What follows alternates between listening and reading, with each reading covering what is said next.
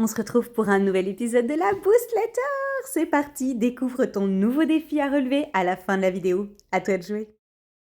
C'est parti pour un nouvel épisode de ta Boost Letter et je suis extrêmement heureuse de vous retrouver aujourd'hui pour parler d'un sujet qui me tient particulièrement à cœur, C'est le cas de le dire puisqu'on va parler d'amour.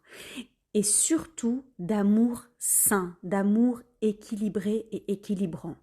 Parce qu'en fait, c'est quoi s'aimer sainement et c'est quoi aimer sainement? Comment on s'y prend pour s'aimer et aimer les autres sainement pour être plus heureuse? C'est exactement ce qu'on va voir aujourd'hui et l'épisode est articulé en 2 étapes. D'abord l'amour de soi et ensuite l'amour des autres. L'amour sain n'est pas un luxe réservé à quelques privilégiés, il est à ta portée. Alors on va commencer par du lourd, l'amour de soi. Il ne s'agit pas seulement de s'accepter dans l'instant présent, là, tout de suite, alors que tu es en train de m'écouter, mais plutôt de cultiver une relation profonde avec toi-même. Imagine chaque petit geste d'amour envers toi-même comme une graine plantée dans le jardin de ton épanouissement. Prends le temps de t'écouter, d'honorer tes besoins et de célébrer tes victoires, grandes ou petites, chaque jour un peu plus jusqu'à ce que cela devienne une habitude. L'amour de soi n'est pas une quête égoïste, encore une fois, je le dis et je le redis, mais c'est plutôt un acte révolutionnaire qui propage des ondes positives dans toutes tes interactions. Imagine que lorsque tu t'aimes, ton rayonnement guide non seulement ta propre vie, mais éclaire également le chemin de ceux et celles qui croisent ta route. Sache que tu mérites cet amour inconditionnel, que tu es digne de toutes les tendresses que tu pourrais offrir à quelqu'un d'autre. L'amour de soi est un voyage sans fin où chaque étape est une occasion de croissance et de découverte. Et maintenant, après cette introduction qui donne des cœurs dans les yeux, je vais partager avec toi 10 impacts positifs dans ta vie lorsque tu cultives l'amour de soi. Et à chaque impact positif, tu verras l'action à mettre en place dans ton quotidien pour cultiver l'amour de soi. T'es prête? C'est parti. Le premier impact positif, c'est la confiance en soi. L'amour de soi se nourrit et nourrit la confiance en soi. En reconnaissant et en célébrant ses propres qualités, compétences et réalisations, on renforce sa confiance en sa capacité à faire face aux défis de la vie. Donc célèbre et reconnais tes propres qualités. Le deuxième impact positif, la résilience émotionnelle. Une relation positive avec toi-même permet de mieux gérer tes émotions. Lorsqu'on s'aime, on est plus apte à surmonter les revers, à résister au stress et à rebondir après des moments difficiles. Cultive une relation positive avec toi-même. Sois ta première fan. Sois ta première supportrice. Troisième impact positif, le bien-être mental. L'amour de soi favorise une santé mentale optimale. En s'accordant de l'importance, on développe une attitude positive envers la vie. On réduit les pensées négatives et le sentiment de dévalorisation. Accorde-toi de l'importance. Tu as de la valeur. Quatrième impact positif, les meilleures relations interpersonnelles. En s'aimant soi-même, on est plus à même d'entretenir des relations saines et équilibrées avec les autres. On devient capable d'exprimer ses besoins, de fixer ses limites et de vivre des relations plus enrichissantes. Exprime tes besoins et fixe tes limites. Cinquième impact, l'autonomie. L'amour de soi renforce l'autonomie. On devient capable de prendre des décisions alignées avec ses valeurs et ses aspirations, plutôt que de se conformer aux attentes des autres. Plus tu t'aimes, plus tu prends des décisions alignées à tes propres valeurs. Sixième impact, la motivation et l'accomplissement. En s'aimant, on développe une motivation intrinsèque, profonde. On est davantage encline à poursuivre ses objectifs avec détermination, ce qui conduit alors à un plus grand sentiment d'accomplissement. Donc, poursuis tes objectifs avec détermination. Septième impact positif, la santé physique. Des études suggèrent que l'amour de soi est lié à une meilleure santé physique. Pourquoi? Parce qu'en fait, apparemment, les personnes qui s'aiment plus ont des comportements plus sains, comme une alimentation équilibrée, une activité physique, et entretiennent avec elles-mêmes une relation positive. Alors, tu sais ce qu'il te reste à faire? Adopte des comportements plus sains pour toi. Donne-toi de l'amour. 8e impact positif, la créativité et l'expression. L'amour de soi libère la créativité. En étant à l'aise avec qui l'on est, on ose exprimer ses idées, sa créativité et sa singularité sans crainte du jugement, ni du jugement des autres, ni de son propre jugement. Alors ose exprimer tes idées. Laisse ta créativité s'exprimer. 9e impact positif, la réduction du stress. Une relation aimante envers soi-même aide à réduire le stress. Pourquoi? Parce qu'on accorde alors moins d'importance aux critiques extérieures, ce qui permet de faire face aux situations stressantes avec plus de calme et de résilience. Et enfin, le Graal, numéro 10, l'épanouissement global. En cultivant l'amour de soi, on s'engage dans un voyage d'épanouissement personnel. On explore ses passions, on nourrit son âme et on s'aligne sur une vie qui reflète authentiquement qui l'on est. On ne cherche pas à être quelqu'un d'autre, on s'accepte et on s'aime. Ça fait envie, hein? Mais maintenant qu'on a parlé de soi-même, parlons de nos relations d'amour avec les autres.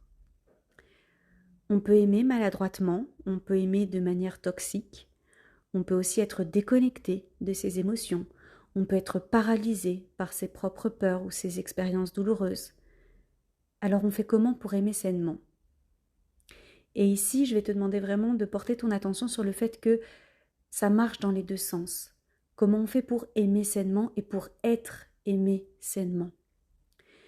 Aimer sainement l'autre implique une approche consciente et respectueuse des besoins, des limites et du bien-être de chacun. Encore une fois, adopte une double lecture ici, pour toi et pour l'autre. Je vais te partager des principes clés pour cultiver un amour sain envers les autres. Idéalement, partage-le avec l'être aimé ou avec tes proches, puisqu'encore une fois, ça vaut dans les deux sens.